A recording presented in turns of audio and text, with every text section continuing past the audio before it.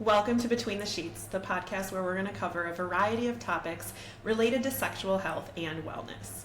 I'm Dr. Stephanie Zwonitzer, your host. I'm a nurse practitioner and have been in practice since 2017. I have my Doctor of Nursing Practice degree, and I specialize in urology and sexual health. I am so excited to explore all of the various topics related to sexual health and wellness with you in a fun, spicy, educational, and non-judgmental manner. So come on, let's get between the sheets. Hey, welcome back to Between the Sheets. I have a guest with me today. Jo Goddard is here. She is all the way from Australia, where she is a leading pleasure and intimacy mentor for women and couples. She is the owner and CEO at I'm Her Women's Wellbeing and Holistic Therapies. She is a Reiki Master, a Ka Huna Bodywork therapist, I guess. Is that right? Therapist. And she also works in sacral somatic therapy. So welcome, Jo. Thank you for being here. Hello. Thank you. Thank you. So good to be here. And it's pronounced Absolutely. Ka Huna Bodywork. It's a Hawaiian influenced massage therapy. Yeah. Awesome. So in your line of work, you're using these various Eastern medicine type techniques versus Western medicine to help women with healing and having better sex lives, overall lives. Tell me a little bit about what you do. Yeah. So I work with the body, and I work with the sensual sexual energy of the body to help women kind of 35 and over, especially maybe mothers or career women who have gone ahead and done all the things and have, lived the shoulda, woulda, conditioned lifestyle, and then realized along the way that, they forgot to really prioritize their connection with who they are as feminine beings. So my work with the body and understanding the physical and energetics of the body, I help women re-explore who they are as physical feminine beings, but also understanding and mapping pleasure within their bodies as well. Empowering women to know themselves means that they're more empowered with what embodied consent is, and they can say their yeses and their nos based on what they actually know about themselves. And it empowers their partners as well to understand how to really hold space for them in a way that breeds deeper connection and intimacy, rather than that performance that we sometimes fall into of what a good girl or a good wife does. And then that actually festers sometimes resentment and even more disconnection. So yeah, I use body work to really ripple out into the full life of women and couples. And that's wonderful. Yeah, I call this word finding your joy, or hunting for your joy, because in my world, joy is the journey of you. So it's about exploring everything that you've been on, everything that your body has been through and hold stories of, and peeling back and finding the blessings in that and the learnings and the lessons, and then moving on. Yeah. Oh, that's wonderful. So let's talk about the pleasure part of it. So you're helping women, through these different body works to find what brings them pleasure and help them, I imagine, be able to communicate that to a partner. How does that part of it work? How does the finding pleasure part work? Yeah. So through the body work that I do, we explore something called connected touch and Yoni massage. So connected touch is the journey of touch over the body, including erogenous zones. In my work, I do not believe in going on the journey of self-discovery and completely omitting the sensual sexuality aspects of self. So something like a connected touch experience is the mapping of how the body enjoys to receive touch.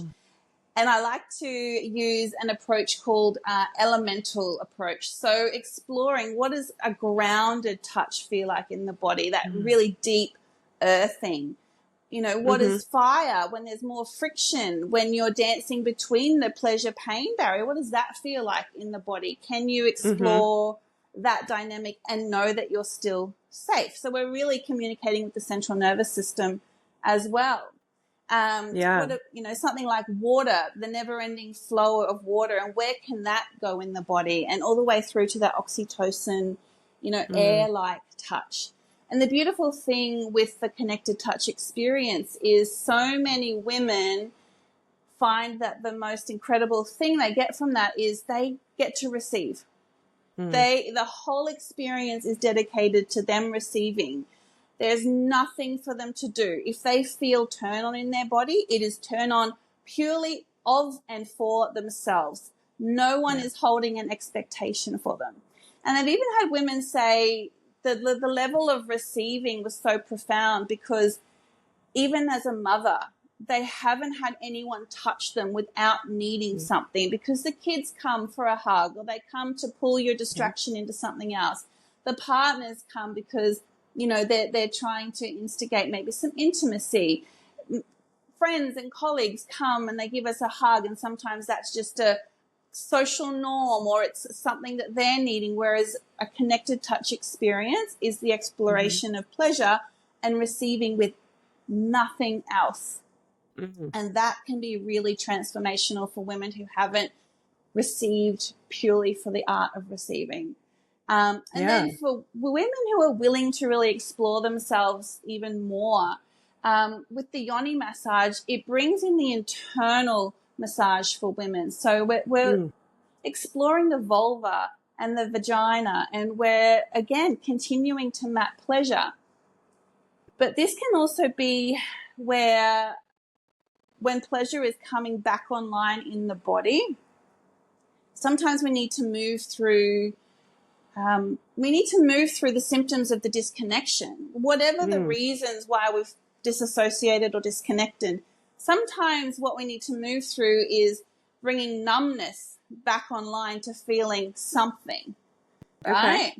Or discomfort or a restriction or a go away energy, instead of it immediately becoming all about receiving and surrendering.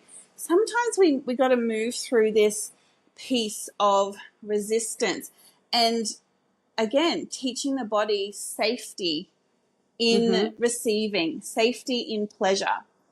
And what is so important is this concept of embodied consent as well. So in the moment, not just the information you've been given on, why you might be coming for a really intimate experience, but what is the messages in the body right now? Is it a yes? Is it a no? Is it a maybe? How can we hold space for that? And sometimes, again, this is the first time women are allowed to explore what is truly their consent in that moment, because they are more online with their body. So I have women from post-birth trauma, physical and sexual abuse. I've had women in their 70s who have lived a beautiful, long life, but they've done so in service to everybody else, and they've been so disconnected. And so I've got women in their 70s going up, I've never felt like I've honored my body, honored my sex center. And they're having these first-time experiences, in their 70s and beyond. So it's a huge, incredibly beautiful body of work for all women who are willing to get to know themselves in this deeper way. And I love, sorry, I interrupted. Yeah, no, I think it's great. I mean, I'm a huge proponent. We've done episodes on masturbation and self-touch and learning yourself and all of those things, because it is so important. You can't tell your partner what you like and what brings you joy and pleasure if you haven't figured that out for yourself. Your partner might enhance some of that or teach you some new things, but you can learn yourself very well. And, I think, like you said about the trauma and stuff, some of us need to work through that and get past that, to allow our bodies to enjoy that pleasure and not clench up at the idea of that or the memories of things. So I think this is great. And for people that don't know, Yoni does refer to the female genitalia. Do you want to talk about a little bit the background of that?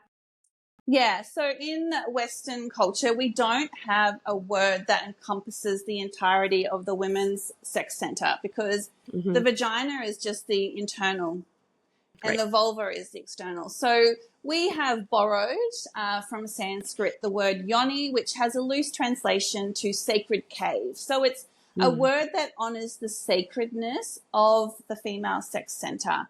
And, you know, when we look and explore then the male component, the lingam as well, right? We invite the lingam into the sacred cave, right? So it really, for me anyway, it just the word yoni and the meaning of it, it changes the dynamic and the relationship of penetrative sex with the, you know, penis and vagina. Yeah. Yeah. So, and I think that's great. And I also think, you know, it's interesting because so many people only think about sex from a penetrative standpoint. And there's so much more that brings us joy and pleasure in that erogenous zone and throughout your entire body. And so I love that this yoni work and body work allows you to explore more than just the penetrative sex. yeah. I've been going on a little bit of a reflection myself over the last few weeks about why is touch so important to me personally, but like it's the foundation of everything that I do professionally as well. And I was reflecting back on when years and years ago when I read the 5 love languages and how the physical touch is being a love language. And I think what I have come to discover is that physical touch isn't a love language. It is a human survival tool, right?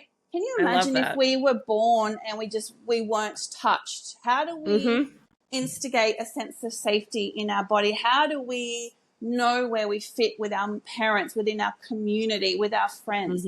Touch isn't just something we, you know, just don't enjoy. I'm not a physical touch person. That's not how I express love.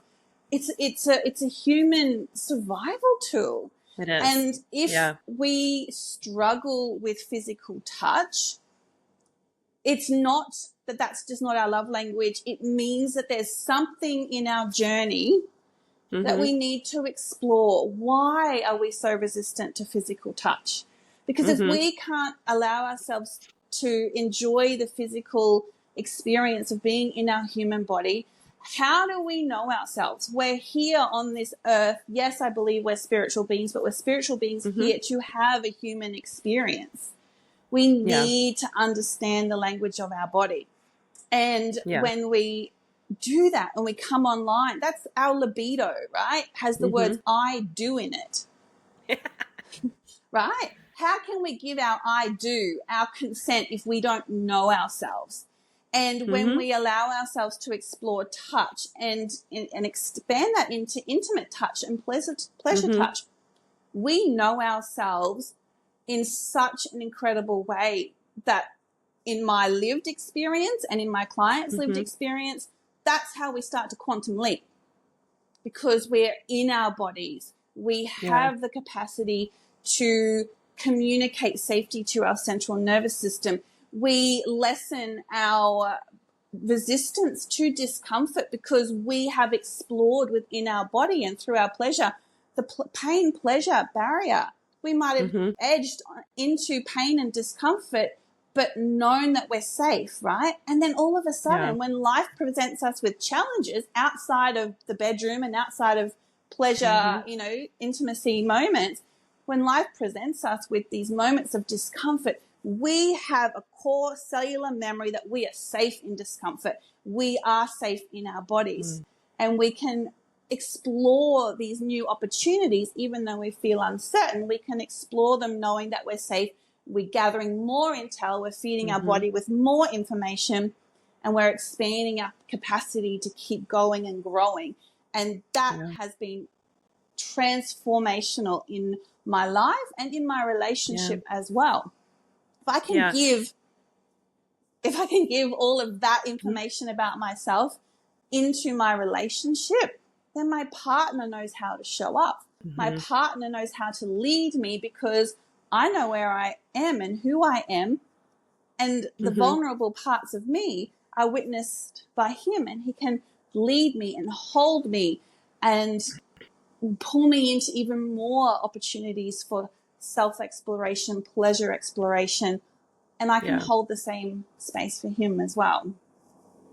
Yeah, and I think, as I'm listening to you talk here, I'm just reflecting back on when we went through our pandemic, right? And I'm not sure exactly how you guys handled things in Australia, but in the United States, we were told don't touch each other, don't go around each other, keep your distance, all these things. And we saw dramatic increases in depression, anxiety, suicide, all of these things. And you think, man, that touch, that connection is so important in our everyday life. It's exponentially important in our intimate relationships, and learning that is just so important in how it affects, I mean, it's a ripple effect. It affects every area of our life when we don't get enough of that physical touch. Absolutely. And I part of me believes it was so easy for, when I say easy, I mean the collective. We all went on our Mhm. individual journeys, but collectively it was so easy to go, oh yes, that must be the truth. We don't touch Mhm. because, and this was my journey too. Stop touching yourself. We don't do that in private. Hide away, Mhm. right? So we were Yep. already taught not to touch ourselves, Mhm. right? So when it's Yep. like stay away and don't touch each other, yeah, okay, that makes sense, because the right thing to do is not to touch. To touch is Yeah. bad, right? So we Right. already had a foundational belief system collectively that we don't touch. Yeah. I was a 7-year-old girl who explored pleasure because it felt good until I had a parent say, oh, I hope you're not doing that. Right? And it's like, oh, Yep. okay. And so I still did it, but I did it with shame clouding it. Right. Right. Right? So, Yeah. yeah, anything in Yeah. this world that is built on causing separation is Mhm. not the truth. If you are being taught to separate yourself from knowing your body, if you are being taught to separate yourself from your community, Mhm. is that actually the truth? Is Mm. that if in terms of truth, what's aligned with you? Is that Yeah. true? Mm. Yeah. Oh, I love that. And I like too the energy exchange. Everybody has different spiritual and religious feelings and beliefs and all of those things. For me personally, learning about the energy exchanges between humans. I mean, I think I've always known on some level about that, but in the last several years of kind of exploring different energies and different ideas that are out there, both holistically and, old medicine, new medicine, all the things, trying to learn and expand that about this energy that you can exchange good and bad. And so who you allow into your inner circle and to touch you, especially in those intimate ways, it really made me refocus on there is no sex shaming, there is no slut shaming, there is none of that in my vocabulary anyways. But for me personally, it allowed me to realign who and what I want in my innermost circle of my body, because there is that energy exchange and I want it to be a positive thing. I don't want it to let someone with a negative energy or something that's going to take away from me get into my yoni. Yeah, absolutely. And I think we all should allow ourselves permission to explore in whatever way feels right, the ways in which we Mm-hmm. have ownership over our body and the ways in which we express that. And Yeah. when I reflect on just that in my own journey as well, I was married for, gosh, I think about 14 years. Mm-hmm. And probably in the last 3 to 4 years before we separated, I was feeling like, okay, something needs to shift. This feels a bit out of Mm-hmm. balance. But my ex-husband gave me the most amazing orgasms. And so part of Mm. me, I don't know why, but part of my psyche was like, the sex is really good. If I leave him, I Yeah. leave good sex, right? Mm-hmm. I thought, because he was the first partner that I orgasmed with, I was like, oh no, Mm-hmm. this is it, right? Yeah. So if I leave Right. him, I'm back to bad orgasms. And it was interesting. And it's when we separated, the first thing that we did, we didn't actually separate, we explored an open marriage to kind Mm-hmm. of see, did that Yeah. create the energy shift we needed? And I'll never forget one of the partners I had during that time. was great sex and I orgasmed. And I'm like, oh, I own my orgasms. I own my body and my, you know, who I give it to. And I can trust that if I give of myself, I'm doing so in a way because it feels good and it feels aligned, and therefore it's going to be good sex. But I had this story, and it was a story, and my ex and I had, you know, journeyed a few things, and we'd had a few bumps where body boundaries had been crossed, and there was a lot of pain and a lot of healing to move through from my marriage. But to have an experience where it was like, oh, no, if I want good sex, then I make aligned choices. It's going to happen. And like my now partner, like if I had good sex with my ex-husband, I have fucking phenomenal sex. Yes, I love it. With my now partner, because I know me, because I know, I know what I consent to. I'm not waiting for someone to give it to me. People don't give me orgasms. I allow them to be experienced in my body. And that was huge. And I think the more spaces that we can have, whether it's friendship circles, whether it's mentoring experiences, whatever, listening to podcasts, go to those places where you are constantly given permission to exist and explore your body in the ways that feel true for you. I want to exist in a world where you know how to turn up your turn on, I know how to turn up mine, and everyone else does, and just the energy of the spaces that we occupy. We don't have to be meeting up and having orgies, but we can collectively, we're all raising our vibration. Yes. Right? And then rippling out, and it's just phenomenal. It's life, it's planet changing. Yes, absolutely. I was very similar in, you know, my early 20s and such, thinking that I was having, you know, decent orgasms or was faking it till I made it kind of thing, like trying to figure all that out. And then I know my late 20s, early 30s, I started to learn my own body and what worked for me. And then I could exchange that with someone, and I learned how to communicate. I learned that this is something that is pleasurable and is allowed, you know, like when you grow up and you're taught to, you know, sex is only between a married man and a married woman, and you don't talk about it, and you don't, you know, do it before you're married and all those things. And you grow up very conservatively. You don't think that you are allowed to explore those things. And when you accept the fact that you are and should, then all of a sudden you learn not only yourself, but how to please others and to share your pleasure with others. And I think it's just such a beautiful thing. And to have phenomenal sex is wonderful. And I'm so happy for you. Yeah, me too. Absolutely. When so in addition to the actual body work, I teach a lot of anatomy of pleasure workshops as well. So, you know, not every woman and couple I work with is ready to explore the body work with me one-on-one. But they will come for an information session, and then they'll go home and kind of apply the teachings in their own way. And this anatomy of pleasure workshop, it takes it back to ground zero. We pretend like we've never had sex education in our lives at all, because a lot of what we have had is rubbish, or it serves somebody else's agenda. So we just come back and we explore the physical anatomy, how that maps into the pleasure anatomy, how the energy meridians then allow that to move through the body. We have a really deep look at everything. And then these women go away and they explore, and I'll get messages of like, oh my God, look, I've had a client who sent me a photo of her dildo and her squirt hatch, saying, oh my God, I've just found the right spots. Look what I did. I'm so proud of my puddle. And I'm like, I am so proud of your puddle too. I love it. This is amazing. That's great. Yes, I love that.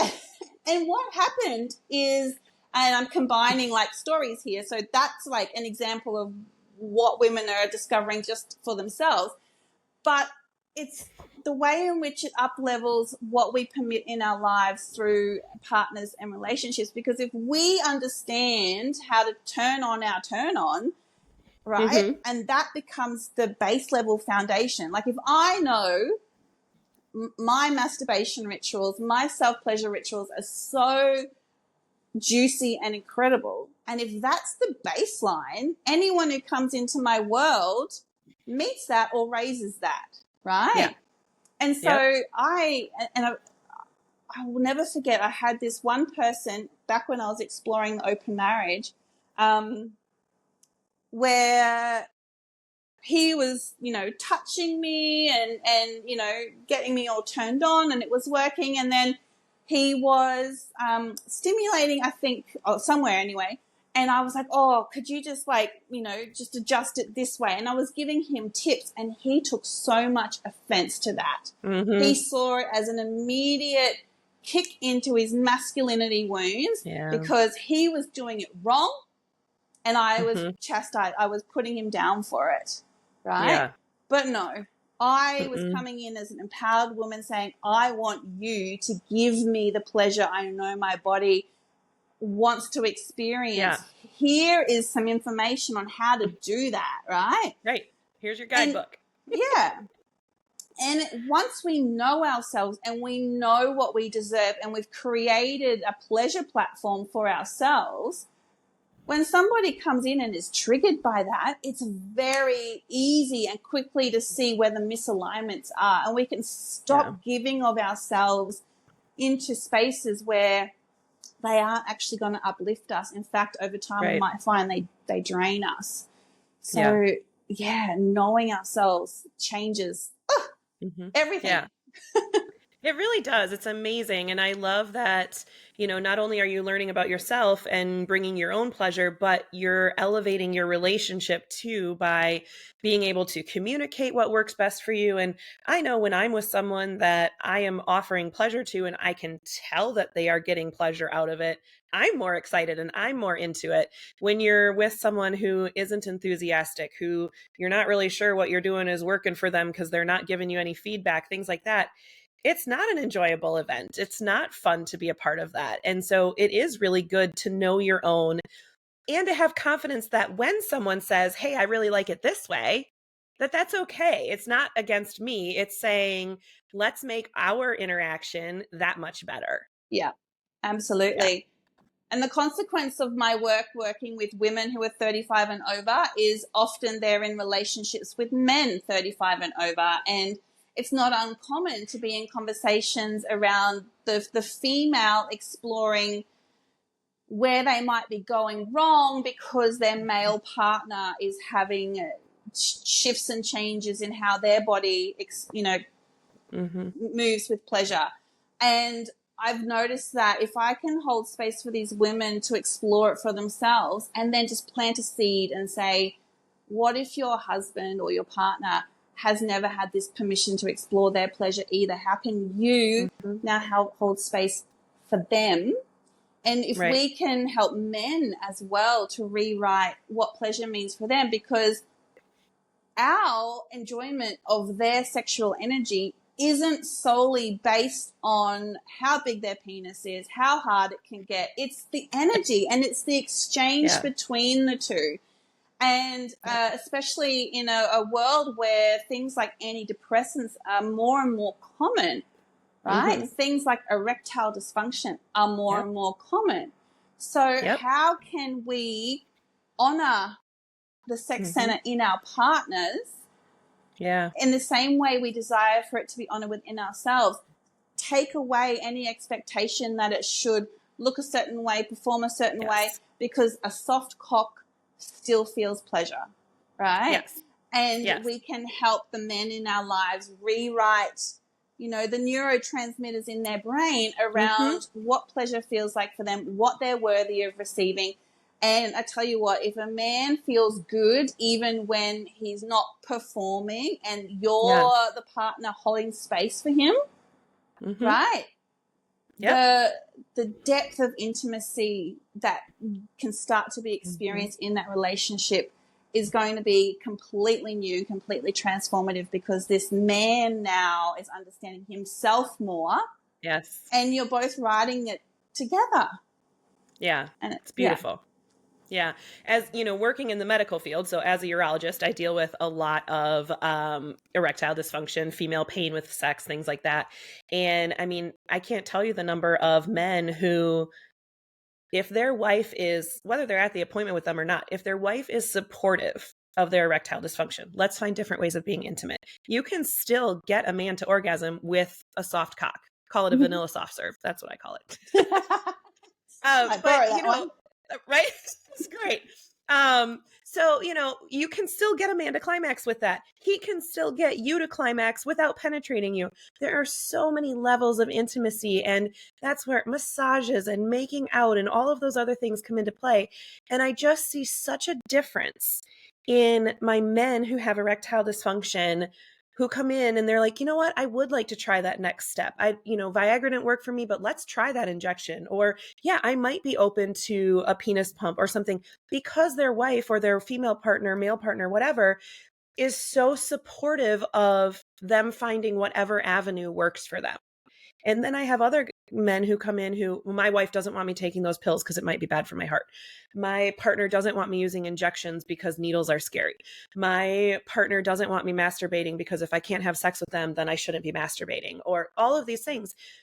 And the difference in their self-love, their energy, their confidence is so vastly different that I think you're right. If we can hold space for each other, regardless, men, women, whatever, like if you can hold space for your partner to figure out how they feel good best, then you can feel good best together. Yeah.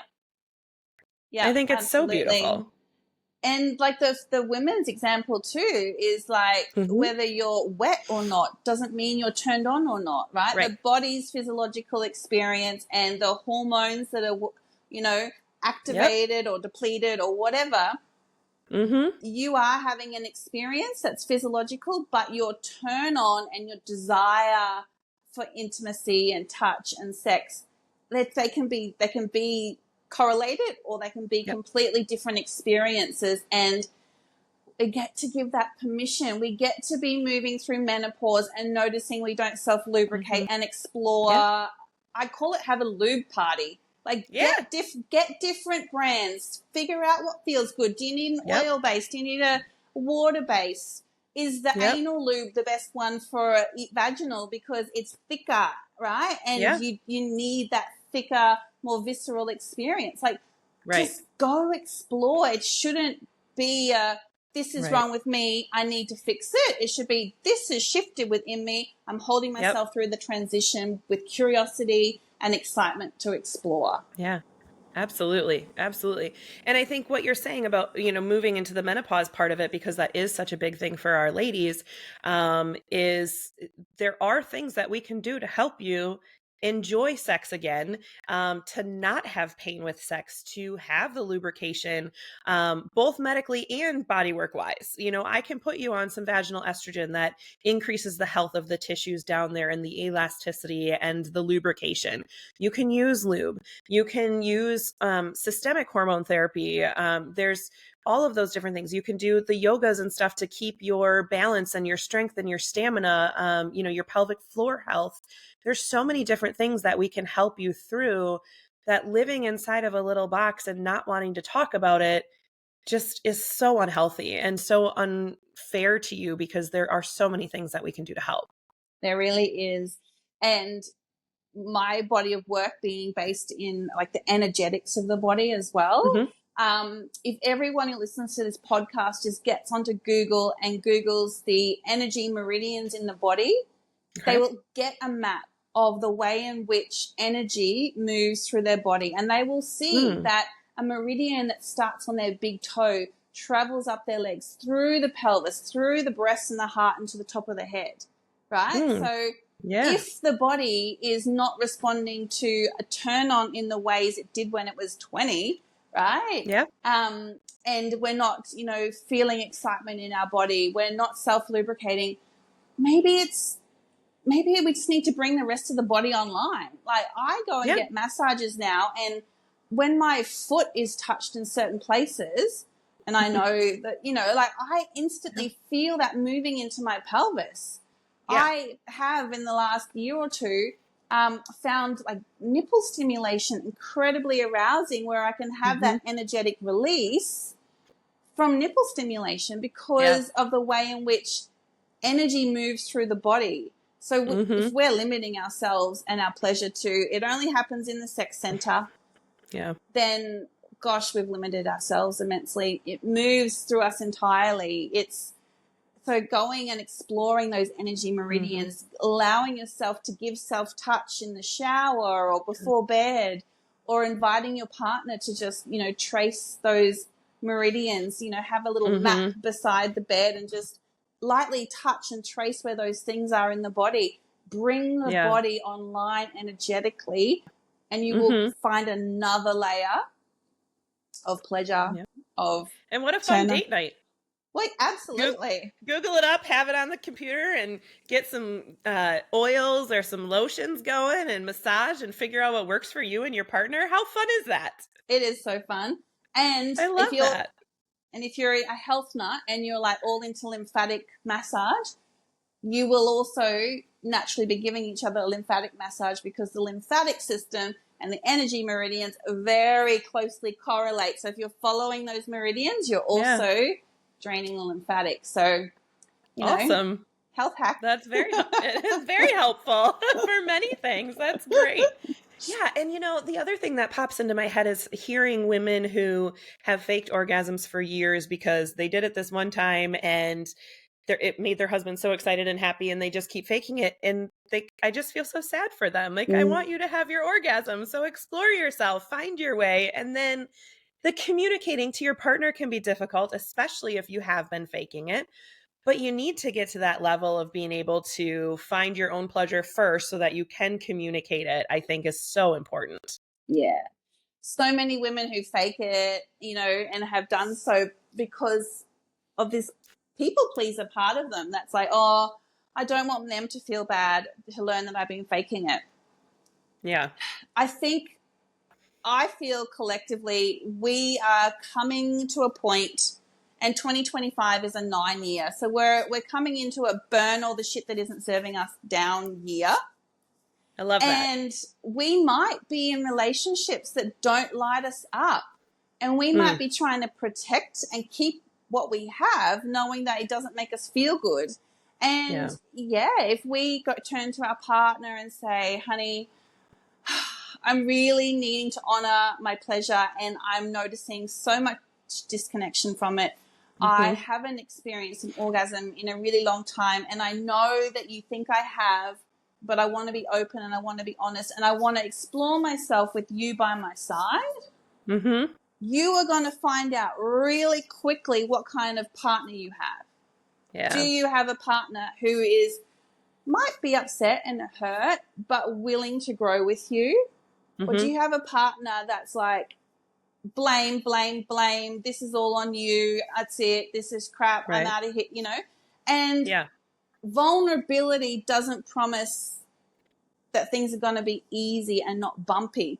But if the truth of you can start to own it, right, and let the things that need to fall away, you will learn what needs to be with you and what doesn't, and coming out the other side of it. You know, if you've got the partner that's growing with you, you've got no idea what you're growing into. And if you've got the partner that can't handle the truth and needs to fall away, as you keep growing yourself, you're going to rise into the version of self ready for potentially a new partnership that actually does know how to hold and honor you. And if we can get true with ourselves, so important. Yeah. Oh my gosh, I love that. What an amazing topic to talk about today. And you're so knowledgeable and great at speaking about this. So I'm so happy to have had you on today. Thank you so much for coming. For anybody that's listening, again, this is Jo Goddard. And in the show notes, we will put some links so you can find her and find more information about the things that she's been talking about today. Thank you so much for coming on. Thank you. It's been a blast. Yes, absolutely. All right, everybody. We'll see you next time on Between the Sheets. All right. Thank you. That was awesome. Thank you for listening and spending time with me today. You can catch new episodes of Between the Sheets every Wednesday, because what better way to add some spice to your life than to have a new podcast on Hump Day? We will continue to explore common, uncommon, and taboo topics related to sexual health and wellness. Please send any comments, questions, or stories to podcastbetweenthesheets@gmail.com. That's all one word, podcastbetweenthesheets@gmail.com. Have a great day. And remember how important it is to discuss these topics with your friends, your family, and of course your partners. In fact, you can like, follow, and share this podcast so they can see it too. See you next time for more sexual health topics between the sheets.